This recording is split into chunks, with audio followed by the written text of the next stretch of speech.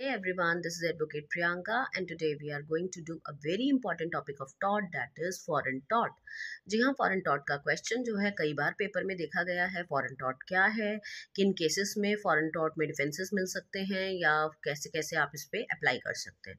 तो अगर हम बात करें फॉरेन टॉट की, तो फॉरेन टॉट का मतलब होता है एक ऐसा टॉट जो अकर हुआ है outside the jurisdiction of your court. मतलब आप इंडिया से हैं और आपने जो टॉट जो आपके साथ हुआ है वो कहीं अब्रॉड से हुआ है, तो आप उसको क्लेम कर सकते हैं। किन किन कंडीशंस में वो हम यहाँ पढ़ेंगे। तो फॉरेन टॉट मतलब जुरिस्डिक्शन जब अलग अलग हो जाता है उसको हम फॉरेन टॉट कहते हैं। तो when dealing with the liability for a foreign taught, certain condition must be held responsible. काफ़ी सारी कंडीशंस जो हैं इसमें देखनी पड़ती हैं। कुछ कंडीशंस क्या हैं, सबसे पहला, जैसे कि मैं एक एग्जांपल आपको समझाती हूँ। सपोज आपने कोई ड्रिंक ली, आपने कोई सॉफ्ट ड्रिंक ली या कुछ लिया जो यूएस बेस्ड है, बाहर की कंट्री का है। तो अब आपको उनको क्लेम करना है, उनके ऊपर क्लेम डालना है कि आपको नुकसान हुआ उस ड्रिंक को पीने पे। तो आप किन किन कंडीशंस में उसके ऊपर क्लेम डाल सकते हैं, तो वो कंडीशन हम पढ़ेंगे। एसेंशियल कंडीशंस हैं ये for liability of foreign tort. Number 1 is actionable wrong in both jurisdiction. दोनों कंट्री में, जहाँ के आप हैं और जहाँ की वो ड्रिंक है, दोनों कंट्री में ये जो टॉट है वो टॉट एक्शनेबल होना चाहिए। फॉरेन टॉट जो है रिकॉग्नाइज्ड होना चाहिए दोनों कंट्री में, जहाँ पर टॉट हुआ है एंड जिस कंट्री का वो ड्रिंक था वो। तो इसको कहते हैं लेक्स लॉके डेलिक्टी, ये लैटिन मैक्सिम है इससे रिलेटेड। और डोमेस्टिक कंट्री कोर्ट की जुरिस्डिक्शन को क्या कहते हैं, lex fori. Now if the act or omission is not a टॉट इन आइदर जुरिस्डिक्शन, लाइबिलिटी नहीं मानी जाएगी। अगर दोनों में से किसी एक जगह वो टॉट नहीं माना जाता तो वो जुरिस्डिक्शन से बाहर हो जाएगा। अब इसके बाद जो दूसरी कंडीशन है वो है जुरिस्डिक्शन ऑफ कोर्ट। कोर्ट का जुरिस्डिक्शन बहुत जरूरी है। The domestic court must have jurisdiction to hear the case. जो डोमेस्टिक कोर्ट है उसके पास जुरिस्डिक्शन होना चाहिए इस केस को सुनने का। जुरिस्डिक्शन में defendant is present with in the domestic court jurisdiction. Domestic court के जुरिस्डिक्शन में ही डिफेंडेंट प्रेजेंट होना चाहिए। डिफेंडेंट का बिजनेस होना चाहिए, रेजिडेंस होना चाहिए, एसेट्स होने चाहिए उस जुरिस्डिक्शन में, तभी वो कर सकता है। Harm was suffered with in the domestic jurisdiction, का जो हार्म हुआ है वो भी डोमेस्टिक जुरिस्डिक्शन में होना चाहिए। एंड इंटरनेशनल अग्रीमेंट्स जो हैं स्टैट्यूट्स के, वो ग्रांट करते हैं jurisdiction.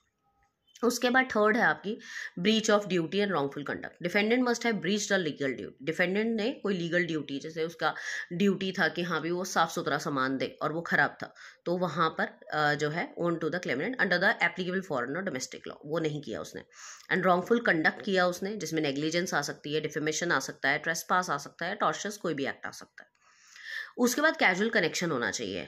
क्लेमेनेंट must demonstrate a direct casual link between wrongful conduct and harm suffered. जो रॉन्गफुल कंडक्ट हुआ और जो उसको हार्म हुआ उसमें डायरेक्ट लिंक होना चाहिए, कैजुअल कनेक्शन होना चाहिए।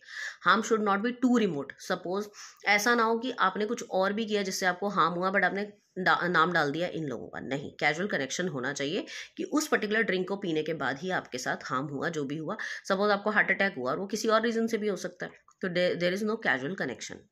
उसके बाद एक्चुअल डैमेज और हार्म। क्लेमेनेंट को प्रूव करना पड़ेगा कि जो उसे हार्म हुई है, इंजरी हुई है, वो उसी पर्टिकुलर ड्रिंक को पीने से हुई है और इसके अलावा कोई और रीजन नहीं था। वो पर्सनल इंजरी भी हो सकती है, प्रॉपर्टी डैमेज भी हो सकता है, फाइनेंशियल लॉस भी हो सकता है। No conflict with public policy. Next essential condition is public policy के खिलाफ नहीं होना चाहिए। मतलब जो भी डोमेस्टिक कोर्ट है वो कोई इन्फोर्स नहीं करेगी लाइबिलिटी अगर फॉरेन टॉर्ट की, if foreign tort act is contrary to public policy, अगर पब्लिक पॉलिसी के खिलाफ होगी और या इससे किसी का इनजस्टिस होगा। एंड उसके बाद है application of private international law. Court जो है कॉन्फ्लिक्ट को कंसिडर करेगी principle to determine which law governs the tort and the appropriate venue for resolving the dispute. ये भी देखना बहुत जरूरी है कि प्रॉपर वेन्यू कौन सा रहेगा इस डिस्प्यूट को रिजॉल्व करने के लिए। एंड लास्ट, ये भी एसेंशियल कंडीशन है कि कोई डिफेंस नहीं होना चाहिए। सपोज कोई कॉन्ट्रीब्यूटरी नेग्लिजेंस है, आपने भी कुछ किया है, तो उस केस में आप जो है सामने वाले पे टॉर्ट, फॉरेन टॉर्ट का क्लेम नहीं डाल सकते अगर आपकी भी गलती थी कहीं पर, या आपको पहले से रिस्क पता था कि इसको पीने के बाद ऐसा मेरे साथ हो सकता है, तो वो अगर साबित हो गया तो फिर आप उसके ऊपर क्लेम नहीं कर सकते।